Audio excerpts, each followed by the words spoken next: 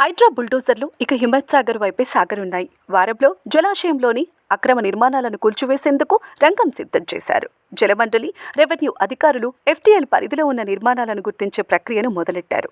తొలి దశలో కొందరు ప్రముఖుల ఫామ్ హౌజులు, ఇతర నిర్మాణాలు ఇందులో ఉన్నట్లు తేలింది. అధికార కాంగ్రెస్కు చెందిన పలువురు నేతలతో పాటు ఇతర పార్టీలు, ప్రముఖుల బంగ్లాలు ఈ జలాశయ పరిధిలో ఉన్నాయి. వాటి నుంచి 10 భారీ కట్టడాలను అధికారులు ఎంపిక చేశారు.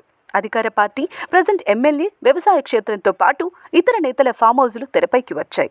ఆయా కట్టడాలు ఎఫ్టీఎల్ పరిధి లోపల ఎంతవరకు ఉన్నాయి, బఫర్ జోన్ లోపల, వెలుపల ఎంత మేర ఉన్నాయనే వివరాలతో నివేదిక సిద్ధం చేయాలని హైడ్రా కార్యాలయం జలమండలి, రెవెన్యూ శాఖ అధికారులను ఆదేశించింది.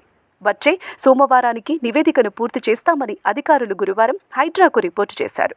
ఈ నెల 11న గండిపేట జలాశయంలోని అక్రమ కట్టడాలను కూల్చివేశారు.